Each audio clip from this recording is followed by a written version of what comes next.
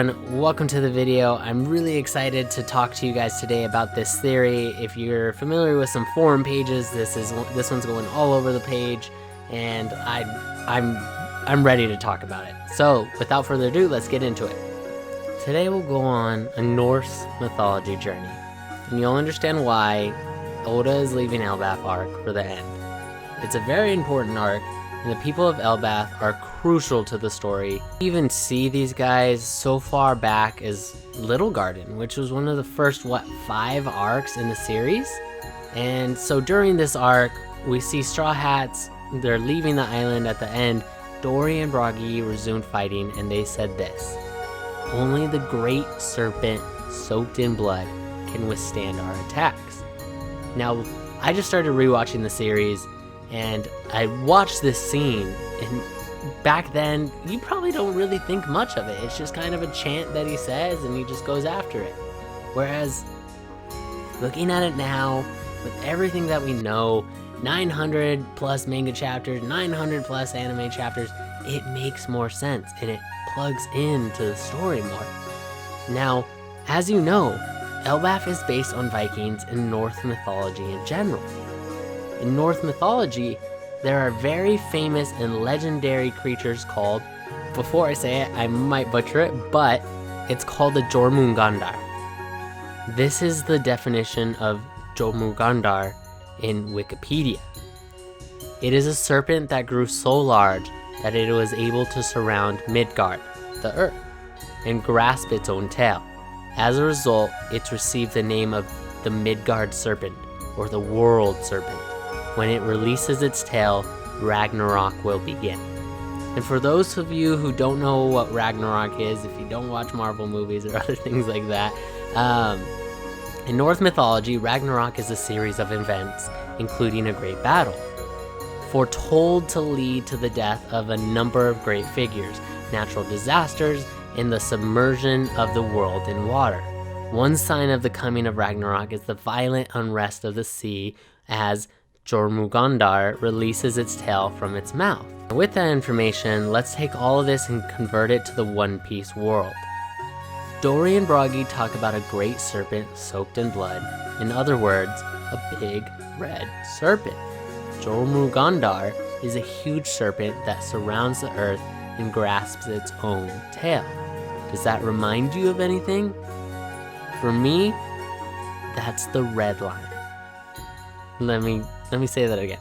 That's the red line. The red line. The red line. The Norse mythology says that when the serpent releases its own tail from its mouth, the end of the world will happen. In our case, I think it's obvious what the serpent releasing its tail means: the destruction of the reverse mountain.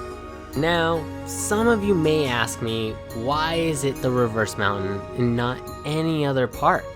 Well, the answer is, I don't have one. It's just what I think. No, I'm just kidding. This is based on Jormungandr. Imagine a giant snake encircling the planet. Which part breaks when it releases its tail? It's the part where the serpent bites its tail, which is the unique part of the circle. Now in the red line, which part is unique? It's the reverse mountain. So we can conclude that destruction of the reverse mountain will cause the One Piece version of Ragnarok, which means, as the Norse mythology says, we'll see a great battle. The death of the great figures, natural disasters, and the submersion of the world in water. In other words, the destruction of the reverse mountain will begin the end of the world of One Piece as we know it. Wait, what did I just say? As we know it. So the world wouldn't really end.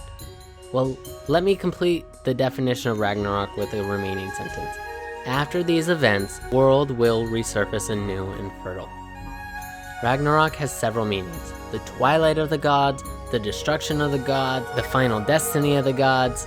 Other terms used to refer to the events of Ragnarok are end of an age, when the gods die, when the gods will be destroyed, destruction of the age, end of the gods.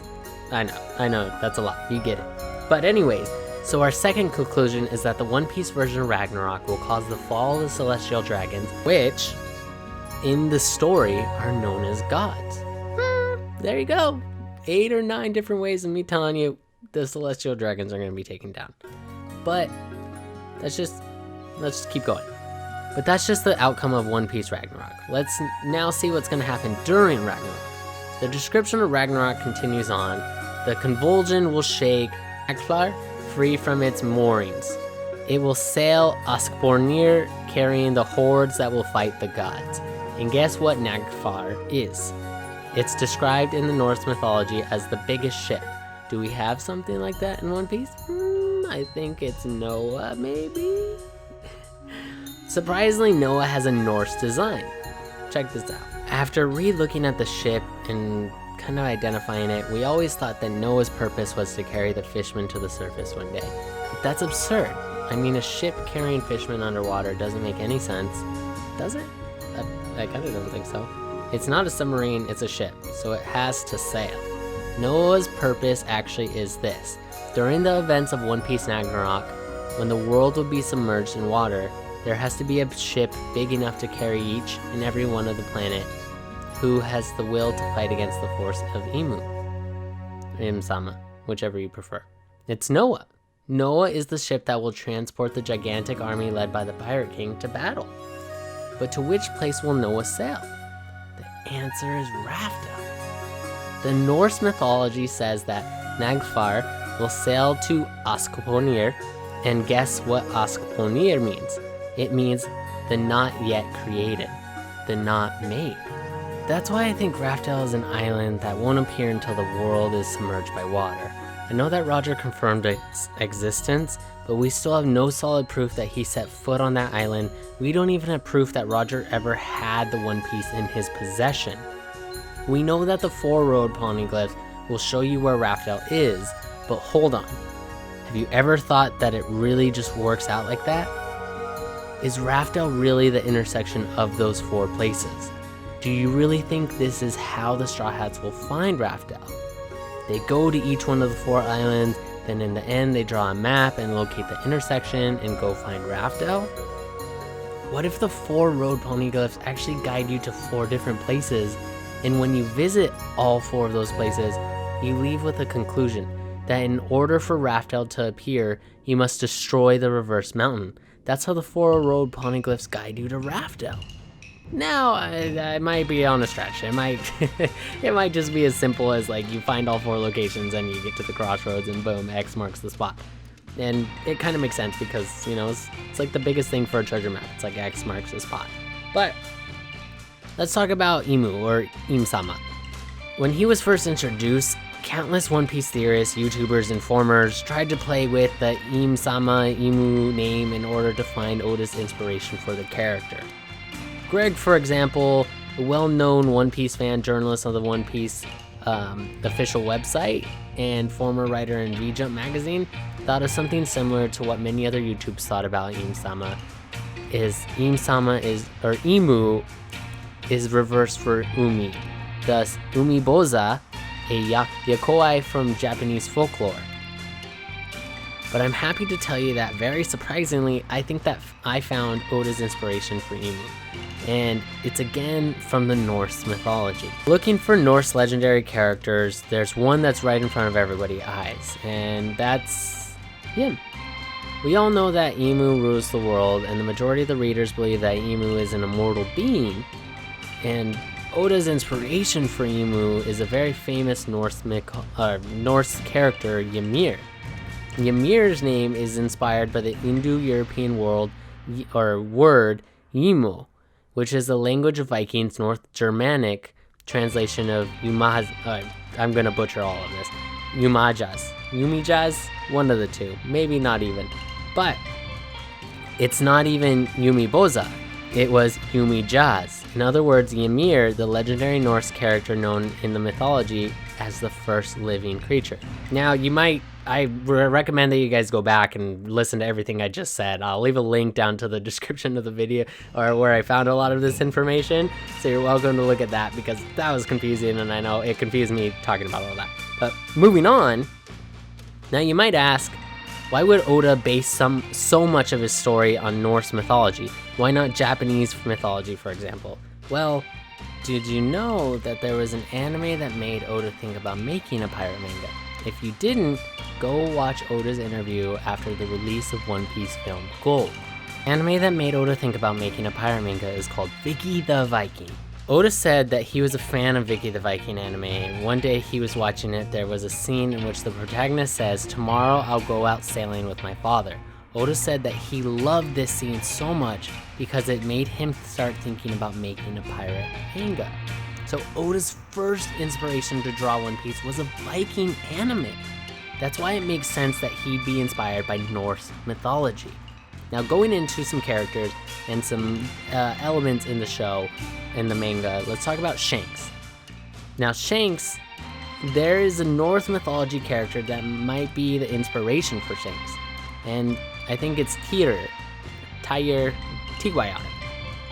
And Tyr is a one-armed Norse god. He was known amongst the Romans as the counterpart of the ancient Roman war god Mars. The month named for him is March, and it's surprisingly the month when Shanks was born, March 9th. Moreover, Mars is known as the Red Planet. Shanks is also known as Red Hair. A lot of coincidence, I think so.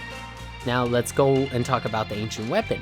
So as you can see, there are many things in the One Piece world that I think are inspired from Norse mythology. That's why Oda is leaving Elbaf arc to the end. Dory and Bragi, who both are Viking-themed characters from Elbaf, said that the only thing capable of surviving their blows are the great serpent soaked in blood, which means that the Red Line is too tough that not even the world's strongest army, the army of Elbaf, can destroy it. So, not even an army of Elbaf can destroy the reversed mountain, which means we need something else on an entirely other level in terms of brute strength, the ancient weapons. The ancient weapons in One Piece are Pluton, Uranus, and Poseidon. Pluton is taken from the Roman mythology, whereas Uranus and Poseidon are taken from the Greek mythology. Now, let me break this down a little bit more. 1. Pluton was said to be a very powerful battleship that can destroy an island with a single blow, so I think it'll be used to destroy the reverse mountain. 2. Poseidon will use her power to control the Sea Kings and move Noah. Noah has no sails, so even when it gets on the surface, the Sea Kings are still needed to make it sail. That's Poseidon's purpose. And 3. Uranus. It's still unknown in the Greek, but in the Greek mythology, Uranus is the god personifying the sky. So we got an underwater ancient weapon, Poseidon, an on-surface ancient weapon, Pluton, so the remaining one most likely will be something flying. Now, moving on to the Five Elders. The Five Elders are inspired from the real-life Five Elders of Shaolin. They are the survivors of the destruction of the Shaolin Temple by the Qing dynasty. Now, talking about the Four Emperors, they act as a wall hiding the truth from the One Piece seekers. When someone is hoping to become the Pirate King, he thinks of the Four Emperors as the final villains. Luffy, for instance, thinks that beating the Four Emperors is important to becoming the Pirate King. It's true, however, when Luffy surpasses them, he'll find out that this world isn't just about the Four Emperors. The most difficult part actually comes from beating the Yonko, which is starting Ragnarok, so that the world ends and resurfaces anew and fertile, clean of the filthiness and corruption caused by Mary Hose. So Luffy is now blinded by his will to surpass the Yonko. That's why they're a very important plot element. Before moving on to the final battle, I want to talk about two other subjects that are very important to the series, and that's the Will of D and the Warlords of the Sea. Now, the Warlords of the Sea, the Shishibukai, weren't originally in the story. Oda had Luffy going on to beat the Yonko, but he said he added the 7 Warlords of the Sea, and he kind of actually ended up making the series too long because of them, and he should have done 2 or 5, but 7 sounded better, and that's kind of the end of it. Let's just leave it right there. They just kind of added to the story, but nothing like fully detrimental to the story. They were always characters that were like second to the plot. But going on, obviously there were some to the plot, like you look at Crocodile and Doflamingo, it's like all about them. But going on to the Will of D, there's 2 things going on with it. The D stands for Demeter. Some people think that. I don't really. Just like Pluton, Uranus, Poseidon, Demeter is also a mythological god. It's the Greek goddess of agriculture. Now, long ago, the world of One Piece, Demeter, whatever it is, made fruits that grant their users different abilities so that they can benefit the world. After events of the Void Century, those fruits became called the Devil Fruits, which means that Demeter was part of the Ancient Kingdom that was defeated during the Void Century, and the Ancient Kingdom enemies were called her devils. Or we're calling her a devil. One of the two. Or going on, number 2, D stands for the 4 seas. D is the letter that represents the number 4, just like the number of blue seas in the One Piece world: North blue, South blue, East blue, West blue. But, just kind of going on. But we just really don't know much of the Willoughby going into it. But let's talk about the final battle. The Battle of Ragnarok was between the Norse god and the force of Muspel, the realm of fire. Norse god is celestial dragons, the force of Muspel is the pirate king's army. The Norse gods were led by Odin, and the forces of Muspel were led by Sutri. Surprisingly, the mythology says that when the Norse gods get wrecked, Sutri will set the entire world in flames. Does that make you think of something? It thinks of Shirarlir's vision, or Shirarlir's vision about Luffy destroying Fishman Island back in that arc. Okay, well, moving on into the final battle, I'm going to kind of leave you guys on the cliffhanger because there's not really an accurate thing that I think is going to happen in the final battle. Obviously, I think he's going to fight Blackbeard. I think that's going to kind of be the final battle. Shanks, I don't know what's going to go on with that. I think before anything goes on, I think Shanks is either going to die or he's going to end up being a guy that he fights at the end of the series and gives the hat back, and it's just going to be kind of like a happy fight, something like that. But Imu showed up in the game kind of late, but I think he's going to be a big part of it and understanding all of it. So we'll just kind of have to see. Maybe there'll be some things going on with bringing characters back to life, using the Opie fruit or something of that logic. But I just wanted to talk to you guys about my mythology thinkings and going on with Norse mythology. Let me know what you guys think about this theory. Do you guys think this is completely whack and it just doesn't make any sense? It's going to be something more of a Japanese mythology? Do you think Oda's got different plans? What do you think on your guys' part? If you like this, if you like what I went on with this video, leave a like. Only if you liked it, truly. I just want to like if you liked it. Obviously, you can leave a thumbs down if you didn't. But leave a like, drop a comment, what you guys think about it, add a little bit to it. Maybe I'll change the video or do a part 2 because of it. But take care, guys. I'll talk to you next time. Later.